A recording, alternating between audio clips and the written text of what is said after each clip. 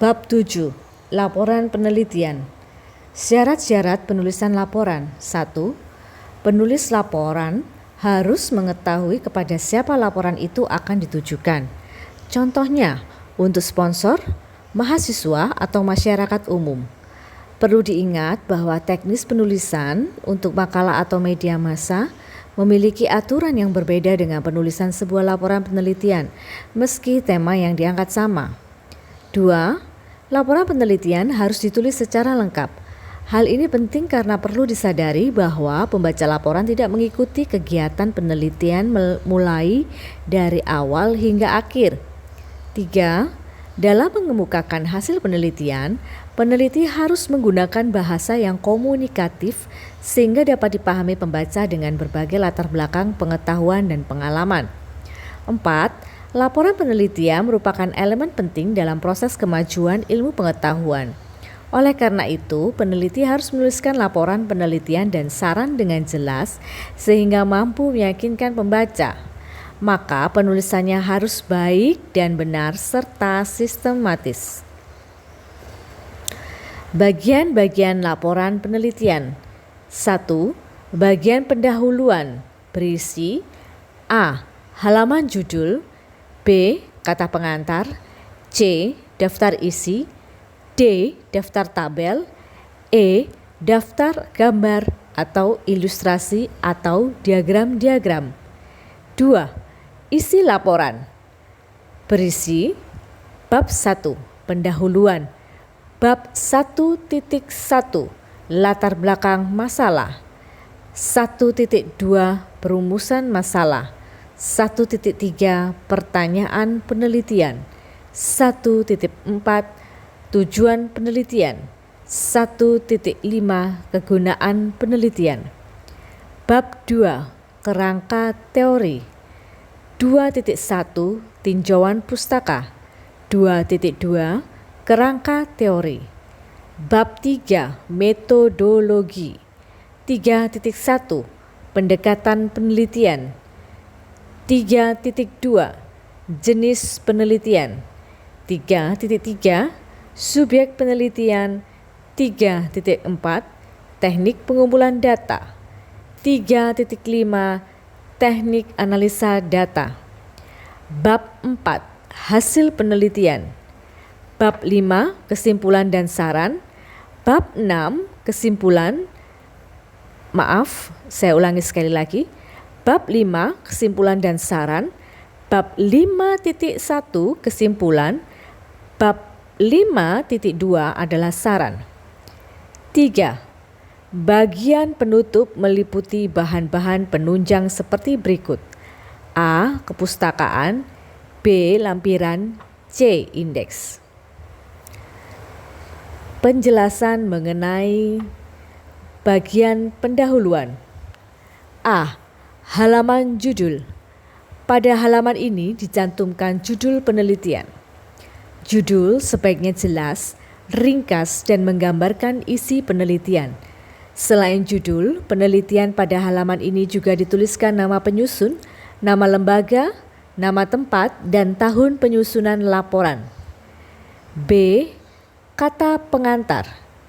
Kata pengantar merupakan uraian pendek dari penulis tentang penelitiannya. Dalam kata pengantar diuraikan tujuan penelitian, masalah yang dihadapi, siapa yang memberi sponsor, dan ucapan terima kasih kepada pihak yang telah memberikan bantuan.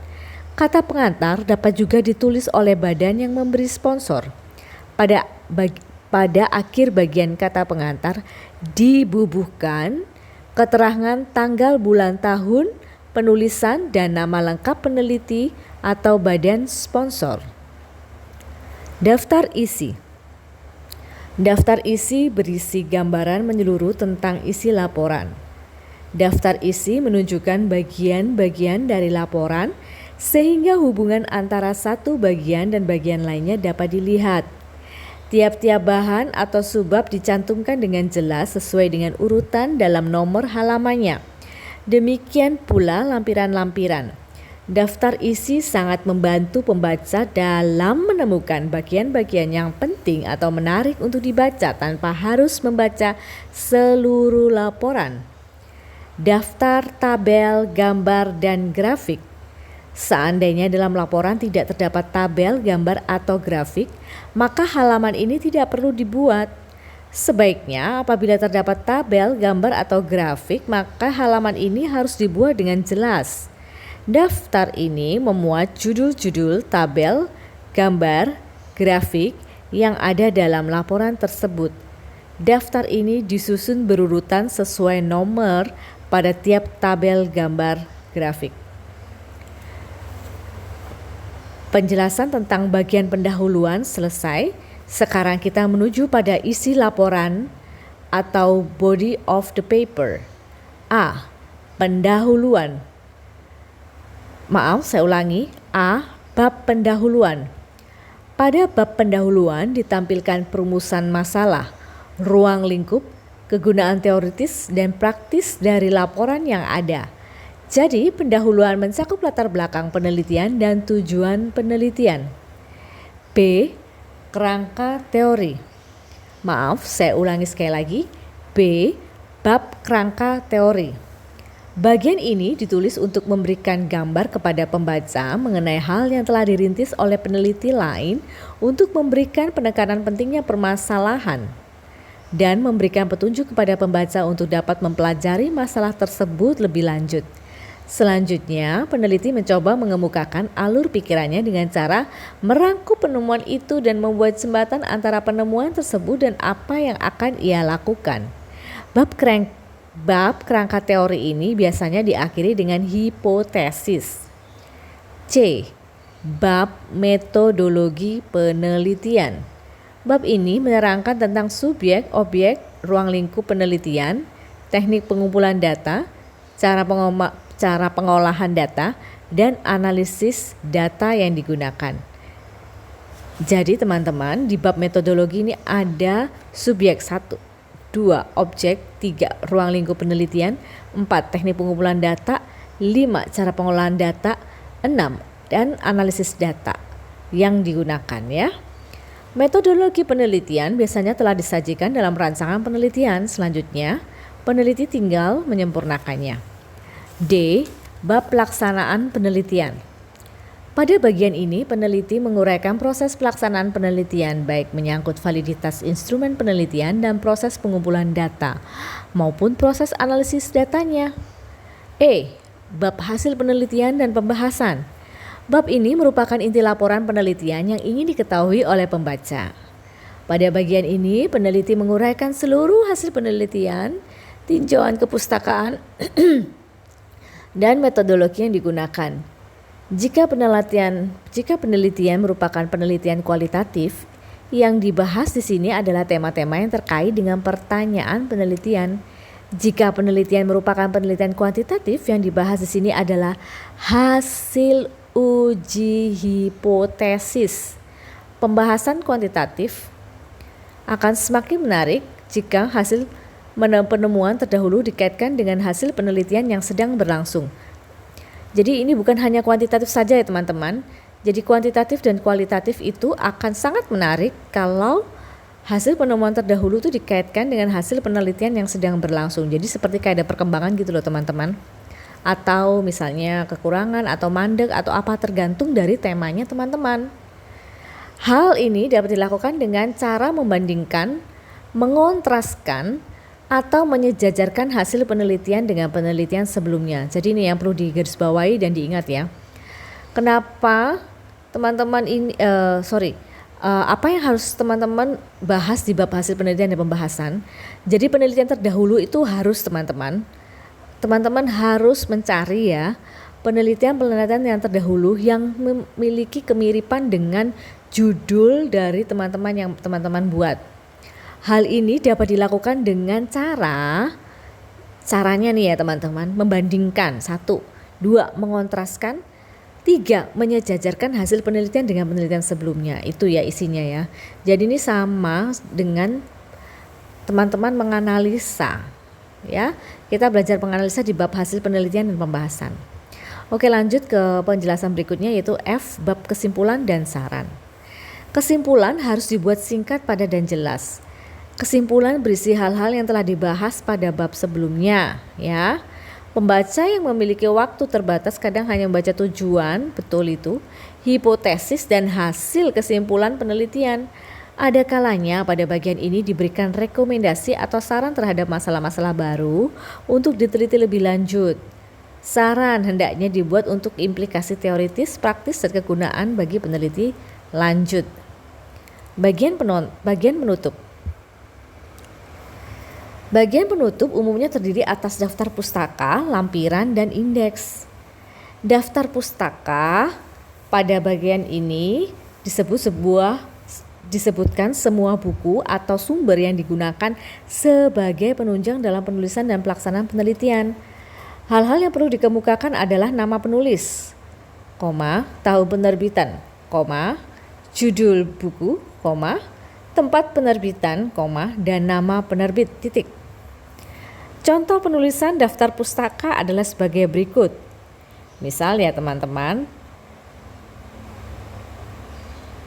Hussein, Alan, titik, 2012. Social Research Methods, titik, New York, titik 2, Oxford University Press, titik. Atau Hussein, Alan, Social Research Methods, titik, New York, titik 2, Oxford University Press, 2012, titik. Lampiran. Memuat lampiran. Lampiran memuat hal-hal yang perlu diketahui pembaca. Biasanya meliputi format kuesioner, wawancara, atau pengamatan, dan dokumen penting lainnya seperti foto atau naskah tertentu. Penjelasan terakhir yaitu tentang indeks. Indeks adalah bagian ini berisi daftar kata, istilah, atau nama yang ada dalam laporan. Indeks biasanya disusun menurut abjad. Menyusun laporan. B. Menyusun laporan penelitian secara tertulis sesuai kaidah karya tulis ilmiah. Bagian rancangan penelitian. Penjelasannya adalah sebagai berikut. Rancangan penelitian biasanya telah disusun sebelum mengadakan penelitian. Jadi merancangkan dulu ya teman-teman. Jadi jangan langsung judul, tapi harus ada rancangannya. Mau ngapain. Pada tahap laporan, rancangan penelitian diperbaiki atau disempurnakan. Dalam rancangan penelitian, penulis menguraikan masalah penelitian, tinjauan pustaka, dan metodologi yang digunakan. Jadi dalam rancangan penelitian ini ada 3 elemen yang perlu dibahas ya, yaitu masalah penelitian. Jadi masalahnya kenapa? Kenapa kok mau ngambil masalah tersebut? Tentunya berdasarkan judul ya teman-teman. Jadi judul masalah itu harus terkait. Jangan judulnya apa, masalahnya apa. Jadi nggak nyambung. Jadi misalnya kayak dampak corona terhadap perekonomian masyarakat Indonesia. Terus itu judulnya ya. Tapi teman-teman masalah penelitiannya adalah bahwa itu kan tadi dampak corona terhadap masalah perekonomian kan.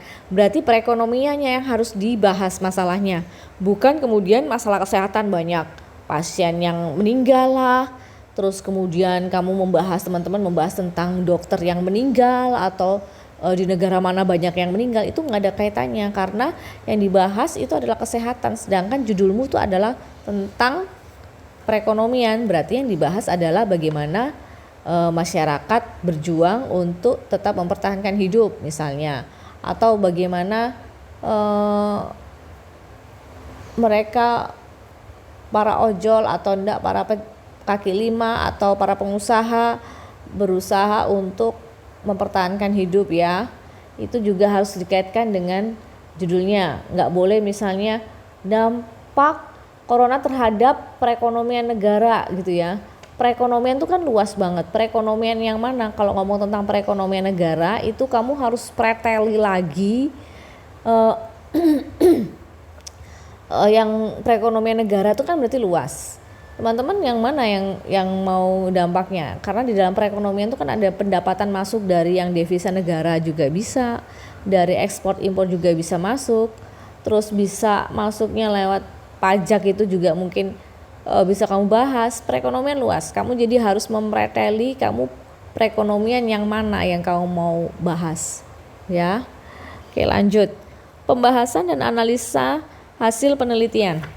Penjelasannya sebagai berikut, yaitu pada penelitian kualitatif, pembahasan hasil penelitian dilakukan secara simultan dengan proses penelitian.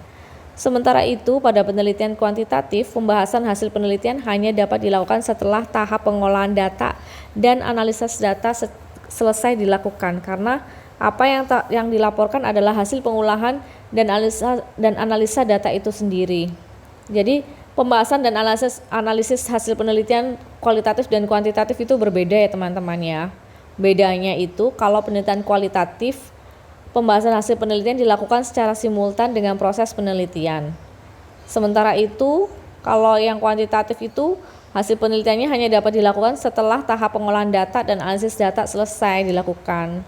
Jadi nggak bisa kalau cuman sepihak aja ya. Jadi harus seluruhnya selesai dulu baru dianalisis. Pada bagian ini, peneliti menguraikan data yang diperolehnya dalam bentuk uraian kalimat. Pernyataan-pernyataan itu dapat didukung dengan tabel data atau grafik. Setelah menuliskan hasil pengolahan data secara lengkap, peneliti melakukan penafsiran atau analisis data. Dalam bagian ini, seorang peneliti harus melakukan penafsiran terhadap hubungan antar data yang kemudian dibandingkan dengan hipotesis yang telah dibuat. Perlu diingat bahwa berbagai teknik analisis data seperti statistik hanya merupakan sarana dan bukan tujuan penelitian. Kesimpulan. Setelah melakukan analisis, peneliti harus membuat kesimpulan. Kesimpulan ini merupakan kesimpulan akhir yang sesuai dengan rumusan masalah yang telah ditetapkan. Sebuah penelitian yang baik pada hakikatnya tidak berhenti pada kesimpulan apakah sebuah hipotesis diterima atau ditolak, melainkan dilengkapi dengan sebuah evaluasi tentang penelitian itu sendiri. Hasil penelitian yang dilengkapi dengan evaluasi yang jujur tentang kelemahan-kelemahan penelitian akan membuat kesimpulannya yang dihasilkan semakin dapat dipercaya. Jadi di sini teman-teman, kesimpulan tuh harus jujur sejujur-jujurnya ya teman-teman, supaya kita juga yang baca itu tahu bahwa kalau bahasanya tuh bukan kaleng-kaleng. Jadi penelitianmu tuh benar-benar penelitian yang valid, yang benar-benar utuh, yang syahih. Jadi bukan kaleng-kaleng, bukan sembarangan, bukan sekedar kopas gitu ya. Kopas-kopas juga kalau dilihat kok nggak valid ya datamu. Jadi biasanya orang itu kalau baca kan tadi dari yang permasalahan hipotesismu gimana, terus hasil akhirmu. Kalau itu dari 3 itu nggak ada kesambungannya, itu biasanya ya udah mereka merasa bahwa yang dia baca itu nggak valid gitu aja ya teman-teman. Nah ini adalah bagian berikutnya, yaitu mempresentasikan laporan penelitian dalam diskusi kelas. Jenis diskusi itu ada 3 teman-teman, yaitu ada yang namanya diskusi panel. Apa sih diskusi panel itu? Diskusi panel itu diskusi yang dilakukan oleh sekelompok orang yang membahas satu topik yang menjadi perhatian umum. Dalam diskusi ini biasanya dihadirkan beberapa pakar. Peserta diberikan kesempatan untuk bertanya, ya. Yang kedua, simposium. Simposium itu apa sih? Jadi teman-teman kalau ditanyain simposium, teman-teman bisa ngejawab ya. Simposium itu adalah pertemuan yang diselenggarakan untuk membahas saya ulangi sekali lagi. Simposium adalah pertemuan yang diselenggarakan untuk membahas prasaran mengenai suatu masalah.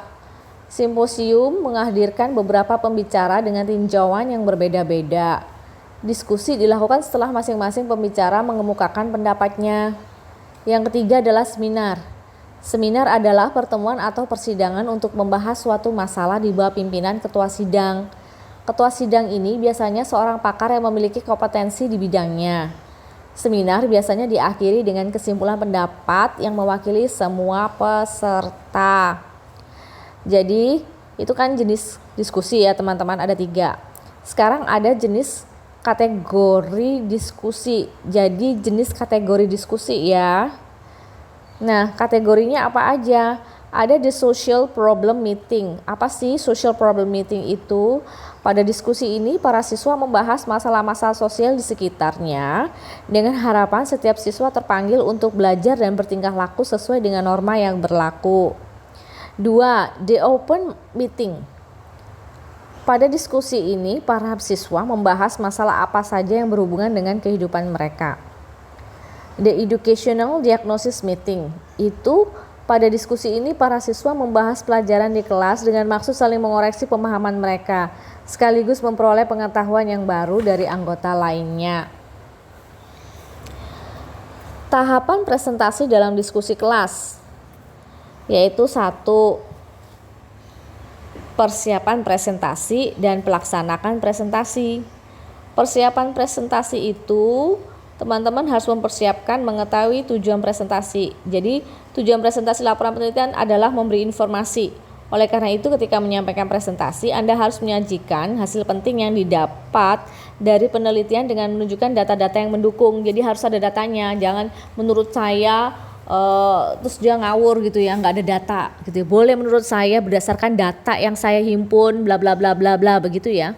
Kedua, mengetahui waktu yang disediakan.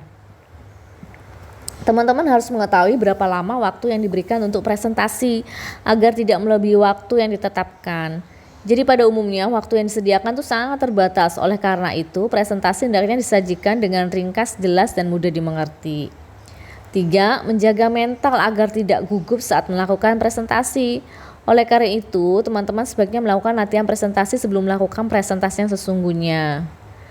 Fisiknya juga perlu dijaga agar presentasi dalam keadaan sehat serta mampu mengontrol emosi ketika menerima pertanyaan dan masukan dari peserta diskusi. Jadi nggak emosional gitu ya, harus marah-marah, harus nggak tahu, kamu kan udah jelasin kayak gitu nggak boleh. Yang terakhir yaitu nomor 4, memeriksa lokasi dan peralatan presentasi. Lokasi seperti tempat presentasi maupun posisi Anda pendengar harus diketahui. Ini misalnya teman-teman mau presentasi sesuatu gitu ya, jadi bukan di sekolah. Teman-teman juga harus tahu, oh ini jauh ya jarak tempuhnya gitu ya, oh di mana tempatnya gitu. Jangan yang nggak tahu terus tiba-tiba pas hari H dateng ya nggak karu-karuan, jadinya terlambat lah, apalah, nggak bisa memprediksi waktu dan tempat dan jarak gitu ya.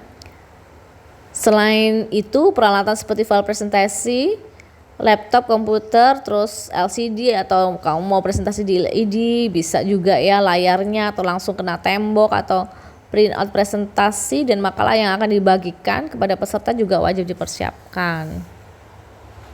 Nah, pelaksanaan dari presentasi yaitu ada teknik presentasi. Teknik presentasinya apa gitu ya? Teknik presentasinya yaitu 1. Menciptakan suasana yang santai tapi tetap serius. 2. Menjaga kontak mata dengan peserta diskusi. Jadi sebenarnya kalau teman-teman mau diskusi gitu terus pakai contekan, terus ngeliat contekan, terus itu juga nggak boleh teman-teman. Jadi harus benar-benar ada eye contact. Terus 3. Memberikan penekanan pada kata-kata kunci yang dianggap penting. 4. Melontarkan beberapa pertanyaan untuk memancing partisipasi peserta diskusi. 5. Memberikan waktu bagi peserta diskusi untuk menyampaikan sejumlah pertanyaan dan masukan terhadap isi presentasi. Kemudian penggunaan alat audiovisual, yaitu menyajikan presentasi dengan menggunakan media audiovisual dapat dilakukan dengan memanfaatkan berbagai macam sarana. Misalnya media animasi 3D ya, media animasi 2, 3D Max, terus Tidu, Flash, media video movie ya, atau Premiere. Namun yang paling sederhana adalah menggunakan slideshow ya teman-teman, seperti teman-teman pakai biasanya ya, atau pakai PowerPoint ya, atau dapat menganimasikan teks, menyisipkan video, foto dan suara gitu teman-teman. Udah, ini yang terakhir yaitu tentang ada 2 jenis publikasi yaitu peer review dan non peer review. Peer review adalah publikasi di mana naskah hasil penelitian telah dikaji oleh rekan sejawat sebelum dipublikasikan. Contohnya artikel dalam jurnal ilmiah, konferensi dan buku jenis bunga rampai. Non peer review adalah publikasi di mana naskah hasil penelitian tidak melalui proses pengkajian atau setidaknya tidak seketat pada publikasi peer review. Contohnya artikel di surat kabar atau majalah.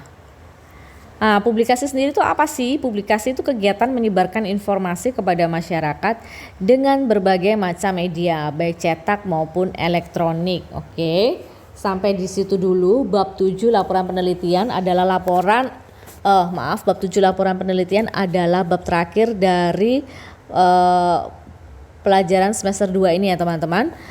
Berikutnya adalah pertemuannya adalah kita akan soal latihan dan juga pengayaan untuk persiapan PAT. Terima kasih teman-teman.